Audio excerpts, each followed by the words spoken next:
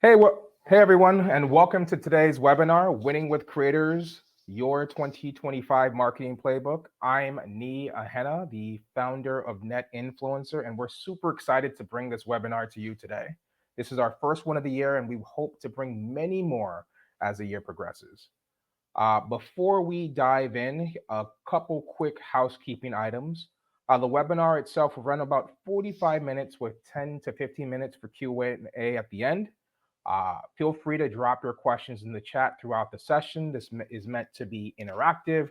And of course, we're recording this, and so all registrants will receive the replay link within 24 hours. In addition, as we mentioned in the emails, you'll also get access to Sundae's Creator Economy Playbook after the session. So let's go ahead and jump into things. I am thrilled to introduce our speakers today from Sundae Collective. We have Jeremiah Rosen and Jeff Weiner joining us. Jeremiah is Sundae's CEO and Jeff leads business development. And they've built Sundae Collective into a leading force in the creator economy. And they'll be breaking down exactly how brands can win by executing on tailor-made plays to help them partner with creators, regardless of their objective and where they are in their creator journey. I'm super excited about this session, and we'll be taking just as many notes as everybody else in the crowd. The level of expertise that we have on display today is pretty incredible. And I know that we're all going to walk away with actionable insights that we can all put into work immediately. So with that, let me go ahead and hand it over to Jeremiah and Jeff to kick things off. Oh. Hey, Jeff. Greetings, everyone. My head is much bigger on the screen than I thought it would be. Pleasure to be here with you all. What would be wonderful for me, greetings from Brooklyn, a cloudy Brooklyn, as you can see. If you guys want to jump into the chat and just let us know where some of you folks are, that would be great for us. But yeah, very excited to be here with you. As mentioned, Jeremiah is CEO of Sundae. I lead the business development effort. What's up, Joy from Atlanta? Portugal, nice. UK, love it. Las Vegas, Birmingham, Alabama. This is great. We have some really nice global coverage here. So yeah, we'll try to provide the international perspective as best we can. But yeah, so here at Sundae, influencer marketing agency, and we're very excited to share our Creator Economy Playbook with you. It's something that we'll be able to deliver you after the fact.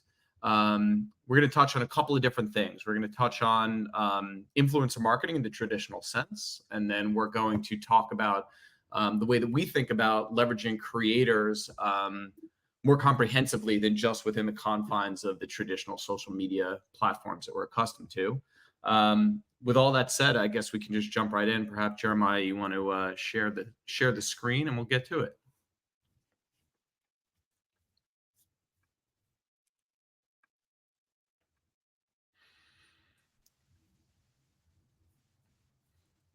Okay. We're full screen and ready to roll. So what you're looking at here is our Creator Playbook. And the goal today is that we want to showcase a number of plays. We've structured it the way that academia works, 101, 201, and 301. We're going to touch on traditional influencer work just because we have to make sure that we're covering our bases. Maybe you can go to the next slide, Jeremiah. Cool. So yeah, just a couple of, I just want to level set for everyone. So sort of creator strategies matter right now more than ever, right? These stats are a call to action.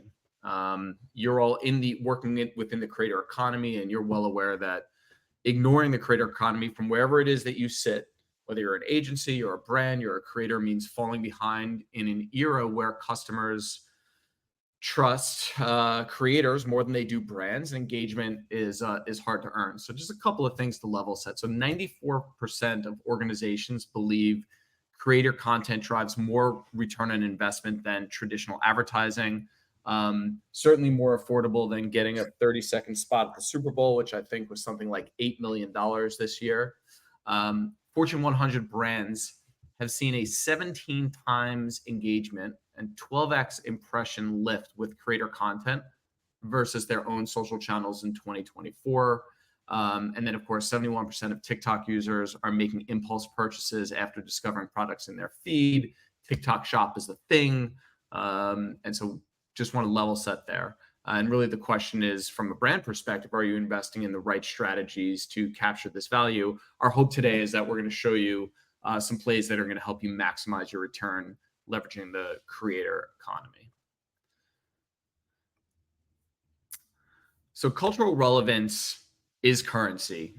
Creators these days are the trendsetters that are shaping the cultural conversation. Partnering with them gives brands a seat at the table where cultural moments are being created. If you think about the viral trends that are happening on TikTok and Instagram, for example, creators are the ones that are creating those trends. They're leading the conversations, not the brands. And as such, creators obviously are super important to sort of follow their lead in many ways. And to that end, creators as partners is something that we think about a lot. They're not just vendors. The relationships are very important. And the most successful partnerships we feel come from treating these creators as collaborators, not as contractors. We're big on the idea of co-creating campaigns with creators to unlock the authentic storytelling that resonates that we're all seeking to surface. And then Jeff, I'll jump in and offer that when we talk about creators, there's a lot of kind of like the legacy of influencer marketing is written all over the creator economy. But when we talk about creators, we are not just talking about the folks who make content for their audiences. We're talking about artists and illustrators and people who can make the kinds of content that presents a little bit different than kind of testimonial influencer advertising that we've become so accustomed to. So as we think about working with those kinds of creators as creatives versus working with folks who have audiences. Cool. And then finally, we're thinking a lot about scaling content, influencer performance. And I think that's a lot of where we're going to speed through the beginning of this presentation where we level set. And really, I think that's a big piece of what we want to talk about is thinking more broadly about the role that creators can play in fueling a much larger ecosystem of performance marketing and influence. So to that end, creators are solving both for the quantity and quality. We're in an era where you need content for every platform, and creators allow us to bring efficiency without compromising impact. And we'll dig a little bit deeper into that. Right. So I'm sure that people are here. I had another question for the chat. Just curious to know where people sit within these four buckets. So feel free to jump in and let us know. But I think it's important that we all carve out our specific roles. We tend to see a lot of overlap and confusion about who is responsible for what. For brands, will you lead with intention? We feel that success in the creator economy means being strategic about which creators you partner with and aligning them with measurable goals. From agencies, which is where Jeremiah and I sit with Sundae Collective, we're responsible for driving outcomes. Our role is critical in aligning, setting a creator strategy and aligning that with return on investment focused outcomes. We want to ensure that every dollar spent contributes to growth. And so I think for agencies, what we're focused on is how do we bring creators and brands closer together and create workflows that allow us to cut through inefficiencies. For our technology partners, we leverage a lot of technology partners in the same way that many of you do. Are they going to enable you to scale? Our technology partners, they help us to drive efficiency. They help creators and brands amplify partnerships. And we very much focus on tools that reduce friction and improve execution. And then finally, from a creator perspective, hopefully there are a bunch of you that are represented in the chat as well. Will you be the creators that brands can't ignore?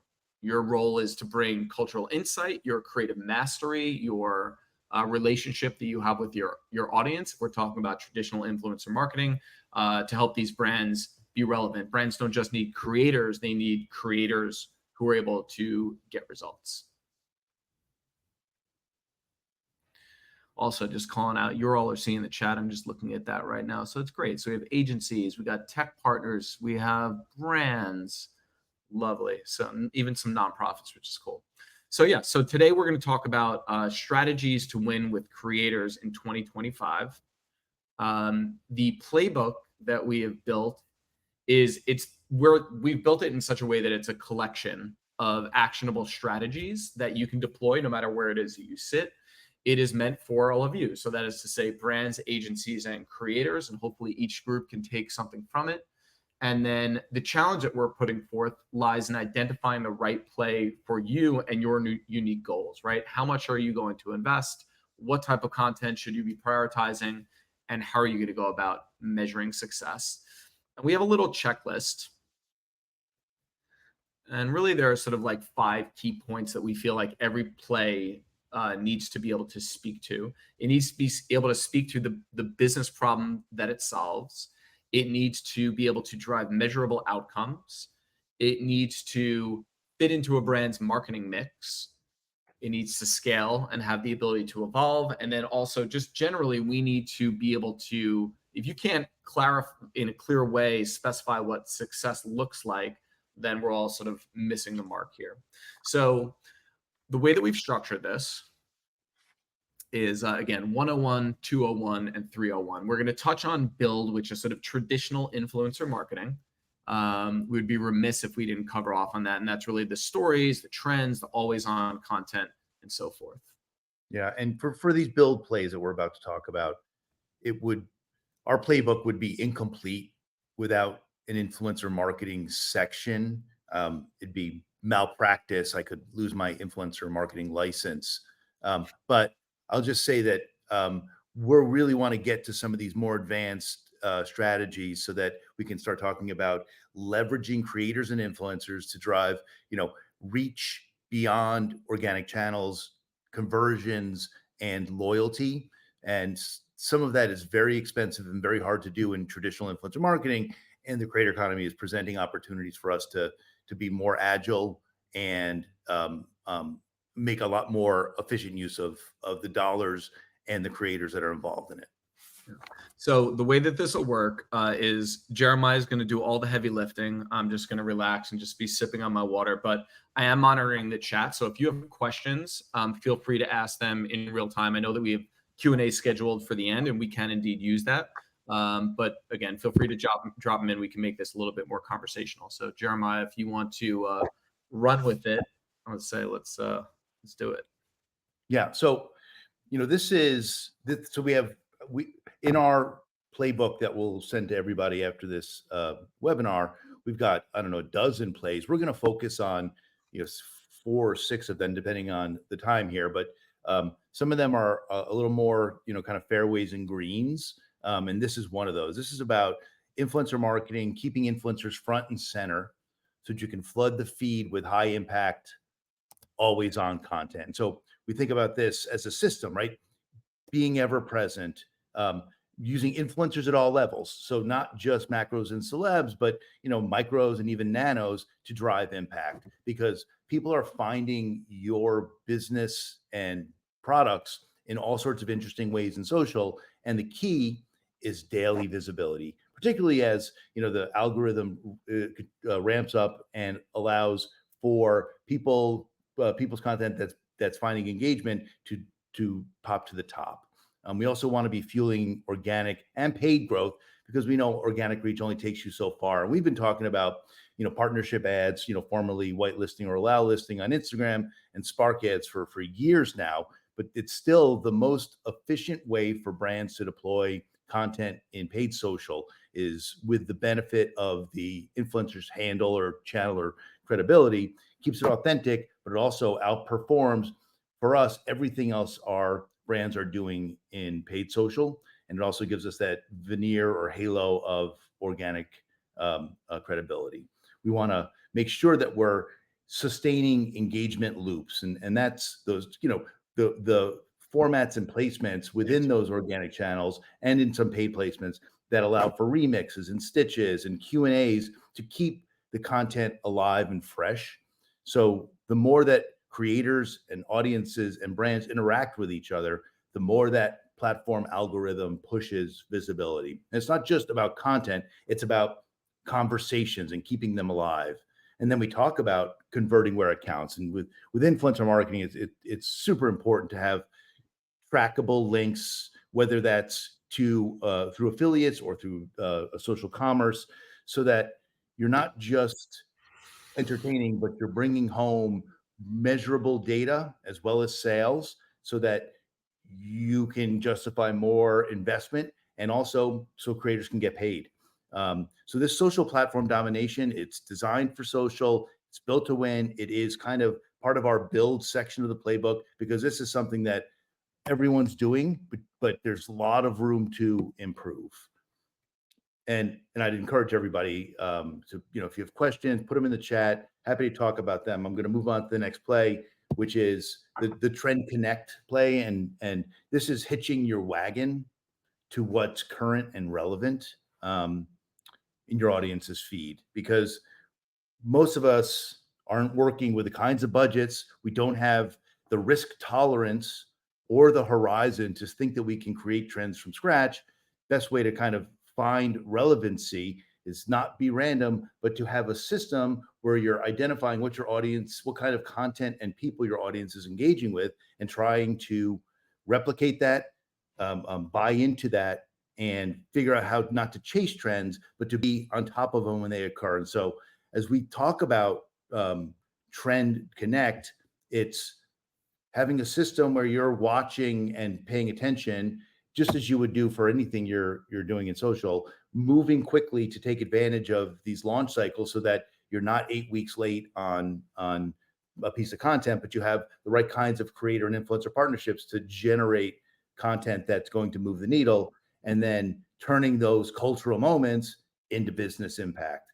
Not every trend is going to be the right fit for your business, but the goal is to tie your trends back to your brand and your product stories in ways that feel authentic and real, but also to do it enough times that not everyone is live or die, but you can ensure your brand isn't just reacting, but it's part of the ongoing conversation in social. And then the final build play we're talking about today is the influencer narrative, and this is thinking about ways to embed your product and brand into influencer narratives over the long haul, so that it's not so transactional or, dare I say, campaigned, but the storytelling is the brand is inherent in the storytelling, and the products feel like a natural fit. So finding the right folks who can tell your stories, giving them the bandwidth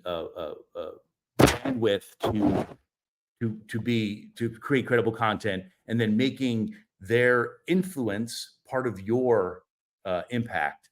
And we don't need to kind of figure out whether once you've identified your creators to tell these stories, your influencers and creators, their ability to make that kind of content is kind of a secret weapon for a lot of brands who are making a lot of influencer content, and we're just tying it all together. So this kind of concludes this part of the webinar in terms of building foundational creator economy plays. We're going to move into the Amplify 201, which is where it starts to get a little more sophisticated, and I think interesting for us as practitioners, but also for brands who are looking to drive momentum, engagement, reach, and get people to participate in all the things that are happening in social and well beyond that. Cool. Keep running with it. Why don't we just dive into that first play? Okay, cool. So this first play in our Amplify section is called Creator Content Everywhere, and everywhere is the operative word here. By planning out where your brand needs to be this year, and this isn't just for social media practitioners, this is for the folks who have web development responsibilities, who are doing PDPs and landing pages, and who do email and CRM marketing. By thinking in advance where you're going to need your content, you can adapt, and you can brief in and adapt the content that you're getting for multiple platforms. And there's a great way to think about the relevancy that creators bring to the table, that you can be applied well beyond kind of social feeds and well beyond the formats that are typically expected of creators. I know there's some folks on this who are attending this, who I've been speaking with about trying to get outside of testimonials and kind of unboxings and starting to use creators to make, to do product photography, to do product demos, and kind of what we would call industrials. There's also the opportunity to do to apply editorial techniques so that you get much more mileage out of all this creator content. And I really believe, and this is something we propose to all of our clients, that the future of digital marketing is going to be driven by creator content. The efficiencies that that creators bring to the table in terms of their ability to make the content, to adapt the content, and to take a brief and make the kinds of assets that 10 years ago would have cost 10x, changes the game for everything. So when we talk about turning creator content into a full-scale marketing asset, what are we really talking about?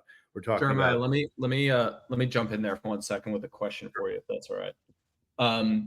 What you're talking about just moved from our safe little cozy nook, our little silo of influencer marketing, and just stepped into the world of C-suite thinking about how their content operations run. So you're talking about creative ops. You're talking about performance marketers that are trying to fill in all of the boxes that exist in the CMS that is the internet. How do you broach conversations, and how do you steer conversations with clients when you have to start to talk about, I mean, you're talking about a lot of different teams and their needs. What does that practically look like?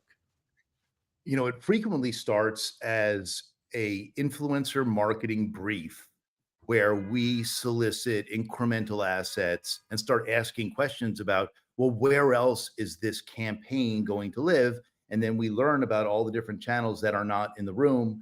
And we offer to have conversations where we can start developing extended briefs for all those places where the brand will need to be, where this content we know will pop. And that could be, as we mentioned, like, one place we always hear about is on e-commerce platforms like Amazon, right? So there's lots of content that will support the middle funnel on Amazon and drive consideration, whether that's reviews or product demos on those PDPs. And our ability to generate those at, for, a tenth of what they would have cost, or to make sure that they're there when the product launches, is, I think, testament to kind of where the creator economy is going to go. It for a lot of brands, it's already there, but I hope that this is an eye-opening experience for some folks where they say, oh, we could be seeding reviews on Best Buy in order to make sure that people have the kind of social proof that they need to drive their purchase decision. Yeah, that's another question for the chat. I'd just be curious to know if your clients, or as a brand, if you're representing a brand, if you're thinking about how creator content lives outside of the silo of traditional social media platforms. Yeah. Cool. And so I think it would be worth talking about, a case study here. So, we've been working with Ecobee, which is the leading smart home brand, for going on 5 years. And we've helped Ecobee reframe how they think about creators and creator content with the help of influencers, with the help of ad partnerships or whitelisting in paid, and also with the help of UGC for just straight up ad creation and for deploying that content in those retail channels. We've helped over the last 5 years drive down their cost per click by over 30% across all of their channels. That's programmatic, that's connected TV. And we've also seen a substantial increase in their ROAS on Meta just by using the best performing content and tuning it up for the places where we know it's going to work the hardest. I have a video I want to play, and I want to make sure it does. Is there let me go here, and I'm just going to kind of demonstrate what this looks like for a brand like Ecobee, which is a substantial spender, but also has substantial competition from the likes of Google and Amazon with Nest and Ring. So take a look.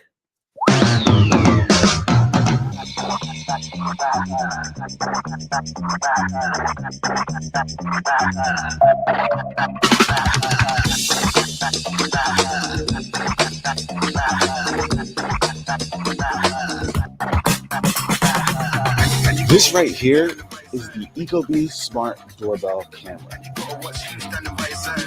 I love that they can average the temperature of multiple rooms or even base it off which rooms are being occupied to keep you more comfortable.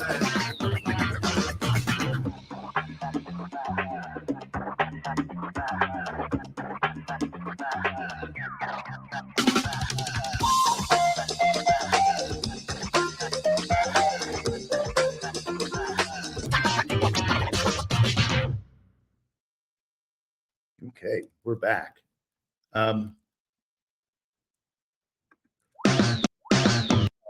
There we go.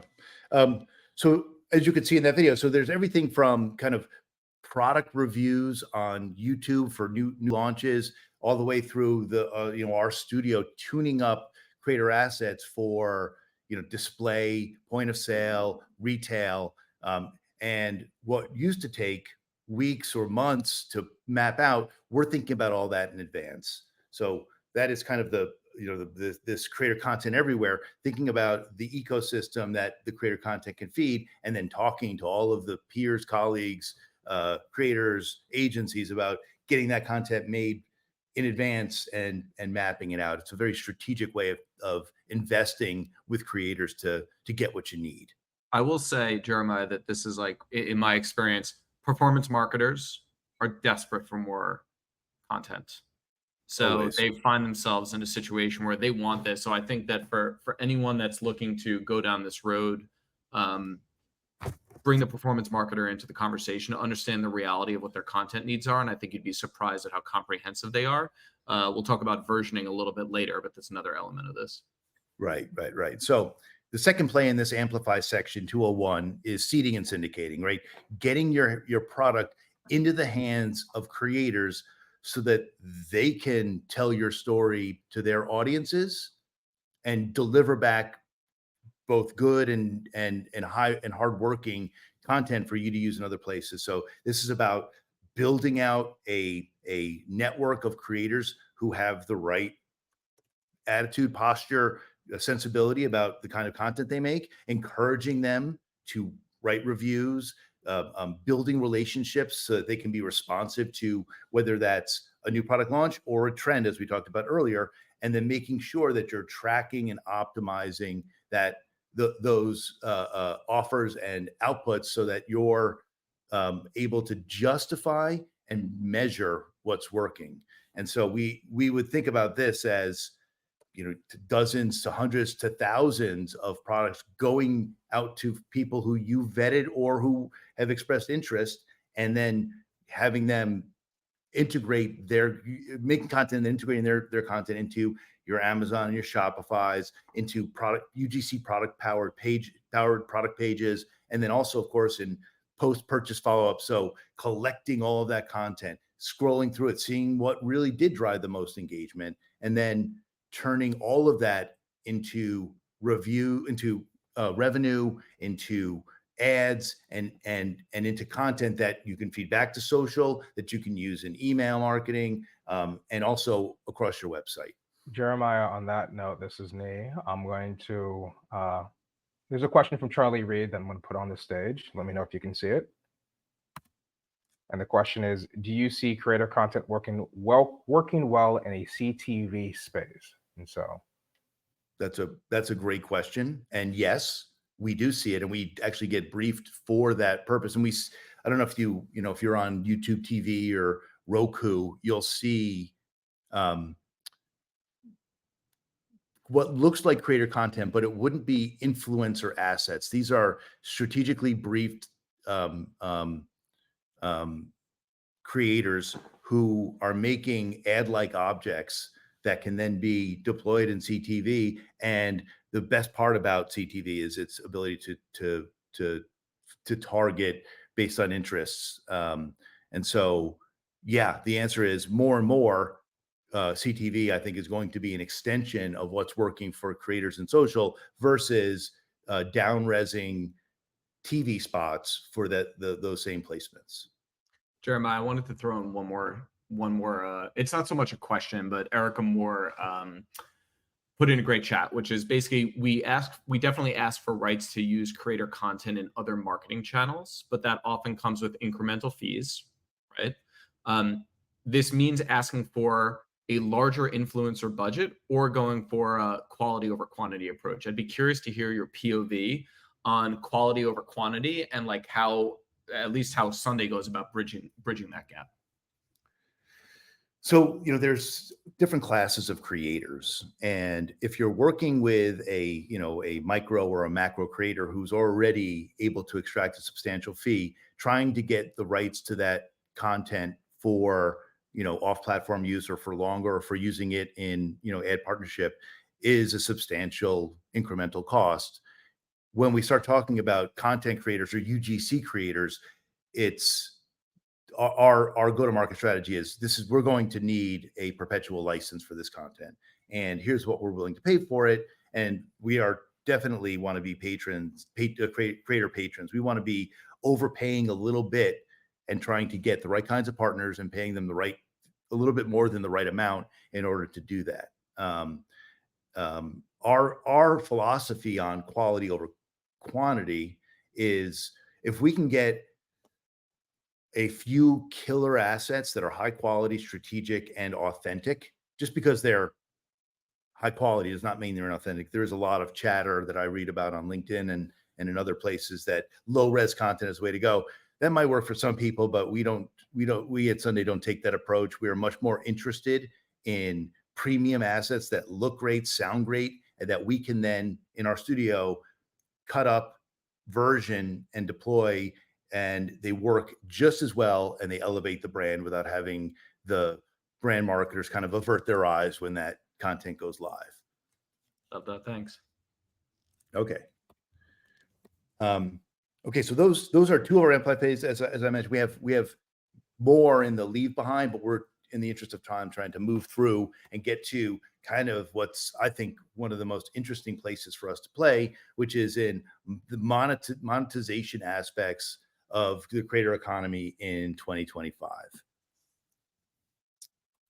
And the first play really plays right into that last question, which is the precision content matrix, right? So you start with influencer marketing, you move through and you start using creator content everywhere. But if you're a performance marketer who has who needs to get better every day, I think there are two general ways that those teams and platforms operate. One, you can take all of your ads and assets and dump them into an ad set and let the algorithm serve them up to the folks that they think are going to be the most likely to take the action it's optimized for. There's a second way, and that's the precision content matrix, which is start with hypotheses about what you want to know about your audience, your content formats, your what stops thumbs, what offers and messaging you want to test with those audiences against those optimization strategies, and build out a big old matrix and start briefing creators to make assets where you can isolate those variables, test them against each other with audiences, and know for sure that this works for driving this outcome and this one doesn't. And you can close the door on that. And when anybody asks, why aren't we making those kinds of ads anymore? You say, well, we're trying to drive qualified traffic. And we know that the 20% off works much better in conversion than in the consideration portion of the funnel. So what you see on this slide, on our precision content matrix slide, is some of the work we've done with one of our clients, Lusa, which is we have an asset, the box horizon, we're testing different overlays to see which one drives the best performance in different optimization ad sets. So we have a ROAS ad set, we have a volume ad set. We're trying to understand what the best return on their investment is based on the optimization strategy that we can then do the unit economics on a 20% off. We actually learned that 5-year, I don't know if you can see that at the bottom there, talking about a 50,000 hour warranty made a lot of sense because the 20% off drove down the ROAS in that ad set, and we got a lot of great kind of loyalty on that. And because Lusa is a lighting system, they're able to, kind of remarket and resell, get more people to buy their branded products than they could with just doing a straight up like money off. And so we're testing everything. We are looking at hooks and calls to action and formats and offers.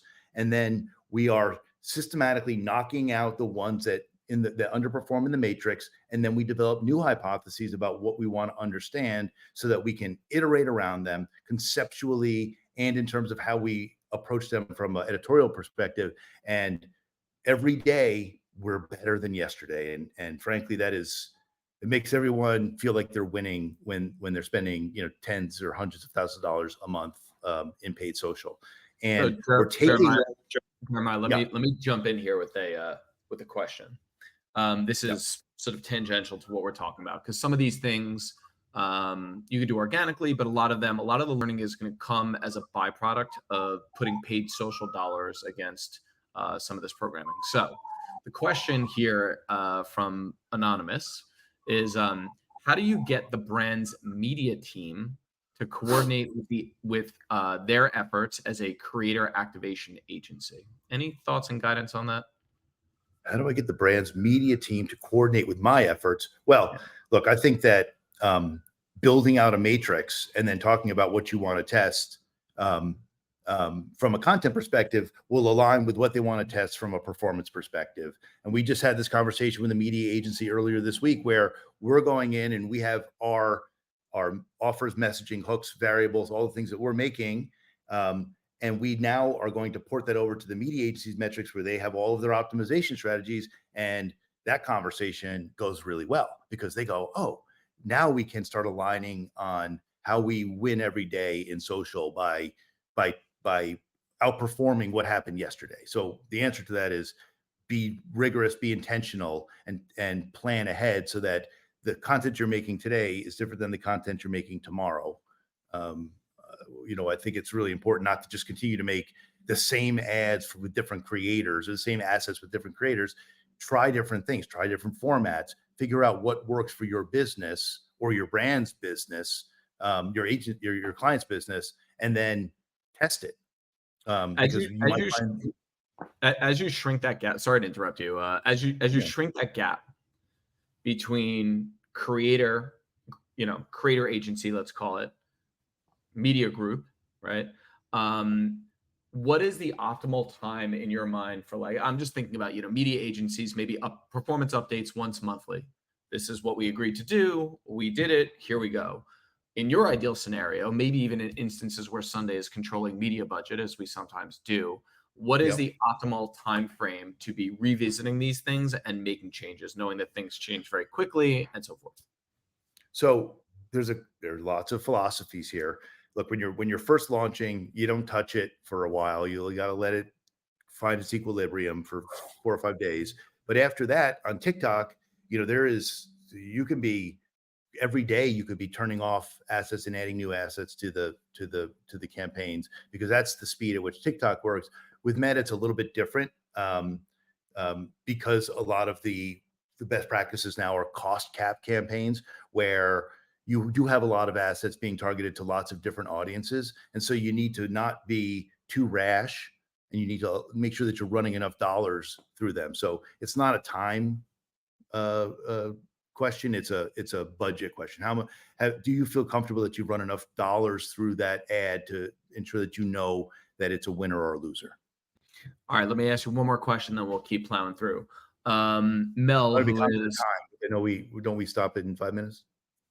Well, we have Q&A and we're sort of doing that in real time. So I think okay, we're probably good to go. So Mel is a creator and is asking just specifically about how can content creators ensure that brands don't repurpose or reuse their content, should that be what they want? Well, I would hope that Mel has a license. They're buying a license from Mel, and that is well laid out, and that Mel is reading that contract to make sure that she is okay with it. I would say, if I were Mel, I would say, how much do you value that piece of branded content, and can you get a little bit more from the brand to get a buyout on it?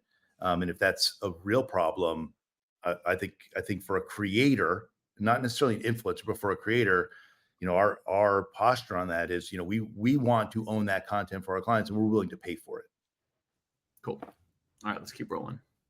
Okay. Social commerce. So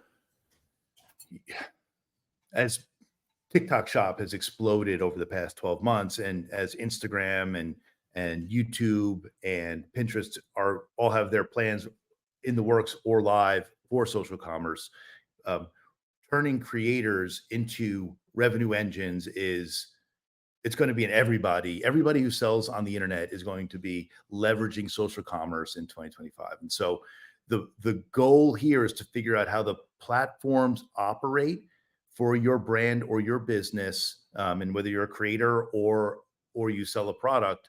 The notion is we've taken out the e-commerce destination and we're selling direct, so that creators become the front lines of sales, and the more creators that are effectively promoting the product and are able to profit off of that, the better chance that the algorithm, particularly on TikTok will favor that creator's content. And so, our philosophy on this is having a system of find your army of creators, get them working together, get them posting every day if possible, set clear commission tiers, find the ones that are best performers, bring them even closer as ambassadors, and seed and feed that community so that you can have conversations with them, because you're business partners at this point. You're the Walmart as a creator to the brand's manufacturing channel, and the ability for everyone to profit from social commerce is where I think things are going to change rapidly next year. So for TikTok Shop in particular, there are lots of methods for making a social commerce machine. The one that we are talking with our clients about, which is 50 to 100 creators posting every day for a month, and some of them are making in the five figures by just being frequent about it. These are not influencers. They do not have followings. They are just getting algorithmic favor because of their frequency, and because people are stopping a little bit and watching their content, clicking through and making money, because TikTok and Instagram shopping now both are making money on these social commerce plays. Yeah, we have a question that dovetails really well into this, again, from our creator, Mel. How can creators leverage data to show the worth of their content and negotiate better with brands and agencies? Obviously seems relevant here as we're talking about social commerce. And certainly from what I viewed is, like, you have creators that are over delivering, right? And probably should get paid more. And then you have other instances where there are aspirations of being a true influencer. And, maybe they, unfortunately they value their content more perhaps than the market values it. And I saw Katie. I see Katie in the chat has answered that question very well. Like, so there are some general standards across engagement rates, click-through rates, which we solicit from our influencer partners and from our creator partners, less so, because the UGC and CGC that we make goes out almost exclusively in paid.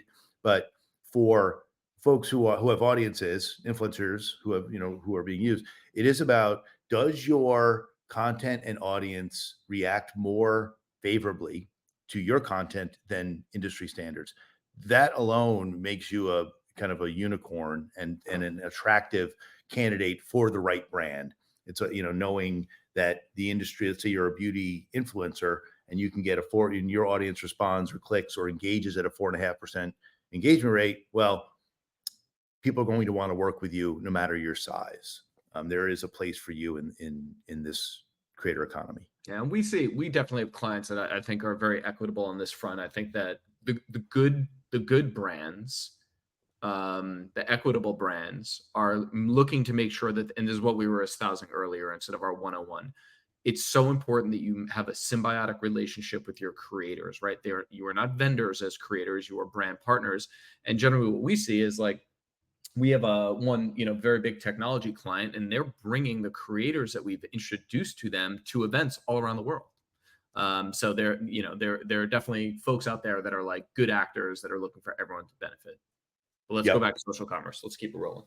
Okay. So that really wraps. So social commerce creators can become the highest ROI sales channel. We are seeing case studies and brands who have not yet launched or who have already launched in the last year. For instance, I know Floor Fragrances is killing it in TikTok Shop. They've, I heard, 5x their revenue last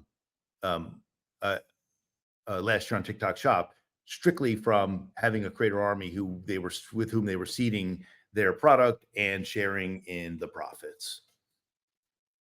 And then I think this could be our last play, which is, live shopping. Live shopping, we've been promised live shopping from the platforms for years now. I think 2025 is the year where the real-time aspects of people with influence talking through the benefits in a e-commerce environment. I don't know. It just creates a little bit of energy that wasn't there in a static post or in a feed post, and through it to be able to test exclusive offers and promo codes and giving first access to the audience creates loyalty. It drives engagement. It allows for a kind of a entertainment and education combo, and then it ends and people get this feeling of FOMO. And while we watch TikTok and YouTube and Instagram ramp up their platforms, the brands that are able to succeed with it will get favorable treatment, will get access to betas from those platforms. And they, as much as we and the creators, want this to succeed. So it's just a really great place to put your energy as a brand to test, because it is a high stakes, low risk, high stakes, low risk, high return tactic that being good at pays. You get content from it, you get engagement, you get loyalty. People feel like they were part of something special. So these are the build, amplify, monetize plays in the Creator Economy 2025 playbook. We have made it to our to our natural stopping point here, and I'm glad we got to some questions and comments. I will point out that we have a creator content calculator on our site where you can go through and talk about your goals and your audiences and your products and get a fairly customized output of a recommendation for how much creator content you should be making based on whether you're trying to drive traffic or you're trying to sell 3 different kinds of products to 3 different kinds of audiences. Awesome. Thanks, Jeremiah. Thanks, Jeff. We still have about 11 minutes left, have a number of questions in the Q&A. So we're just going to go down the list and I'll throw them on the stage. Jeremiah, if you want to, or Jeff, if you want to read them out loud, and Jeremiah, or maybe I'll read them out loud and one of you guys can answer them. So we'll start with Katie's question. Let's show it on the stage. This is in regards to selling. So depending on the product, do you have specific advice for utilizing creators when your product is a service rather than something more tangible, especially in terms of the amplify piece? I think that's a great question, because when we talk about services, is it fair to say that the consideration cycle is a little bit longer for people to get into a relationship with a service provider? I would say yes, unless I think that there's probably, plumbers and electricians who are also selling their services through creators. But as a service, like an agency, being able to educate and talk about both the inputs and the outputs of your service through creators gives you a layer of credibility that you don't get from kind of a more ad-like object or whether you want to say a white paper or whatever. So being able to drive that reach, you can use more efficient paid social strategies like 5-second video views or something where people are engaging with a little bit longer, so that you're making sure you're getting that consideration, and then you close them offline, right? You try and drive leads, get email addresses. So use creators to educate, not to convert. Awesome. We have a related question from Katie, which I think you've kind of alluded to what the answer is there, but let me flash it on the screen. She says, do you have advice for B2B brands using influencer and UGC strategy? And this was from Caitlin, sorry, that asked this question. Yeah, no, I would say from our perspective, the content components, the briefing part of it is very similar. If you have a complex B2B brand that has a lot of different aspects to it that you need to nail across a product set or whatever it might be, it's really the platforms that matter there, because it's fairly inefficient to be using some of the consumer social platforms for B2B marketing. But if you're talking about a LinkedIn or some of the developer platforms, it depends on your product, but finding those niche communities and delivering them valuable content from creators goes a lot further than putting kind of your standard video in there.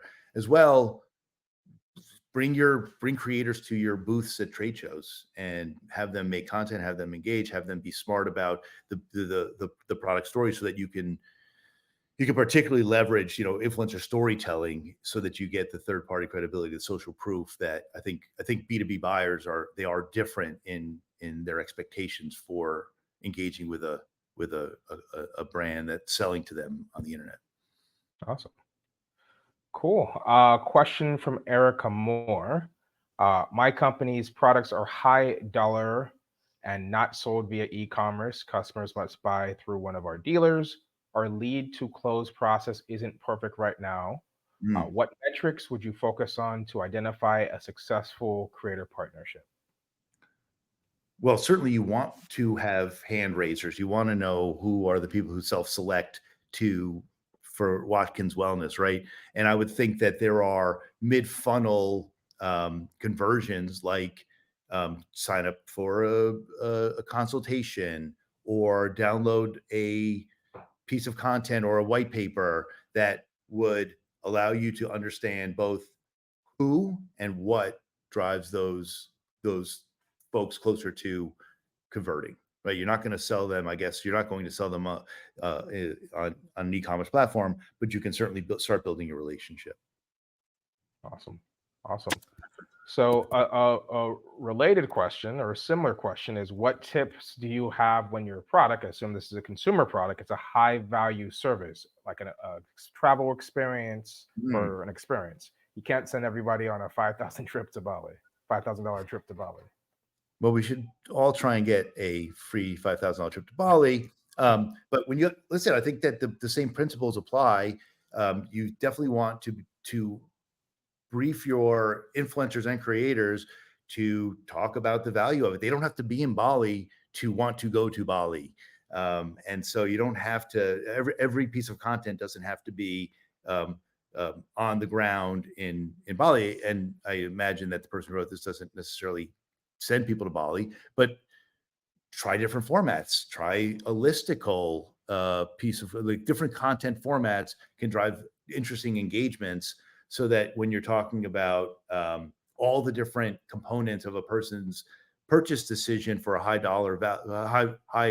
dollar service, you can not feel so transactional or promotional, but you're really trying to add value to that conversation. Awesome. This question is in regards to what you mentioned about following the social zeitgeist and following trends.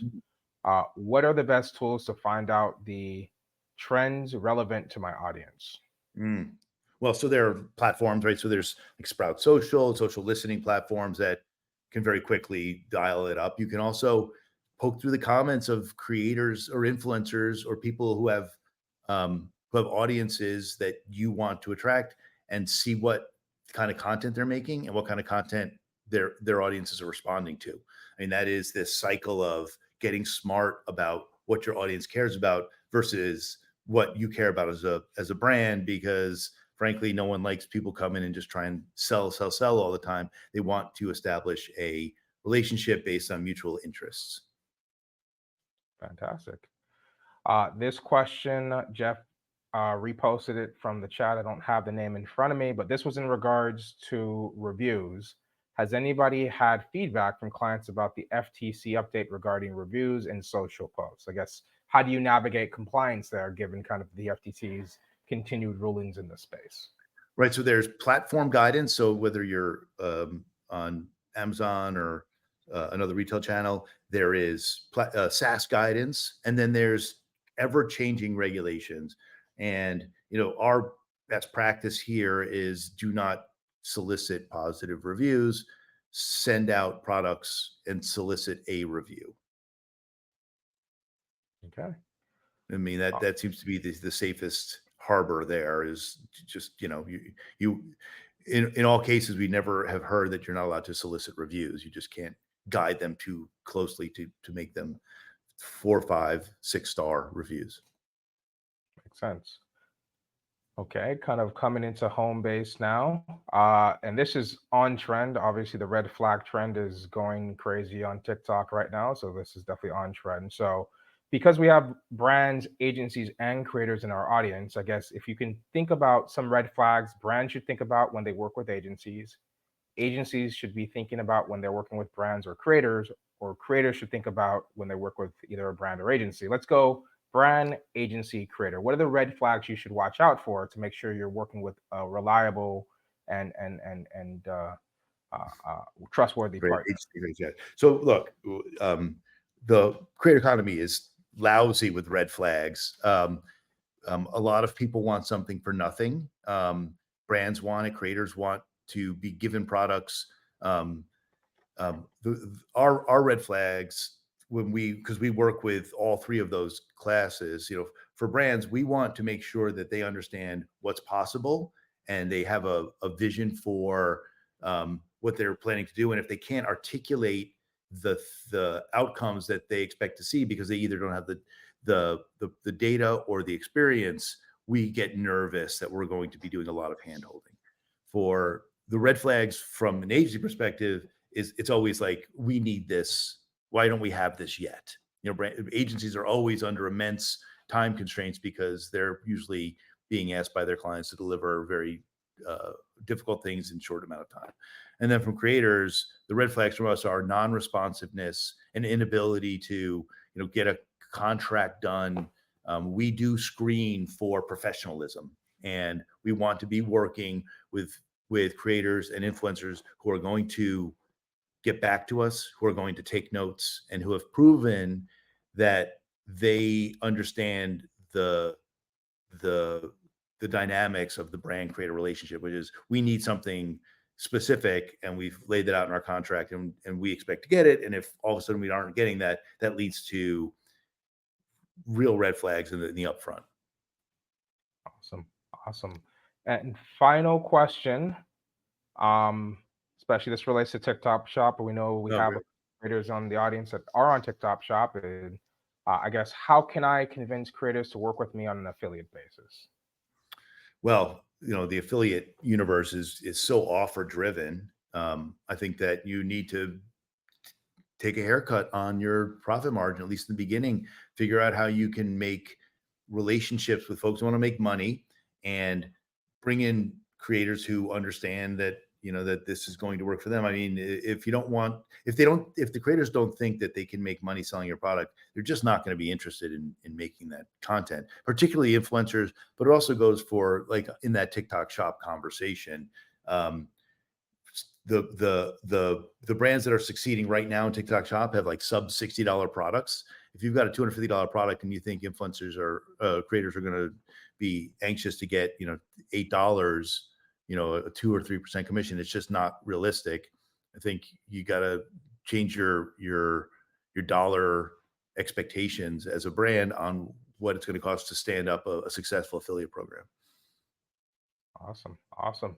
So that ends our Q&A for today. Again, wanted to thank everybody for taking the time this Thursday to join us for this Creator Economy Playbook webinar. As Jeremiah and Jeff have mentioned, we'll also send you the physical copy of the playbook. That playbook has a lot more plays that we didn't have time to cover today. Also want to thank the team from Sundae Collective for their time and their expertise on the call. and all the questions that we got today. So again, Yeah. thank you everybody for your time. Look in your inbox for both the recording as well as the PDF of the playbook, and we'll see you on the next webinar. Thanks. Thanks, everybody.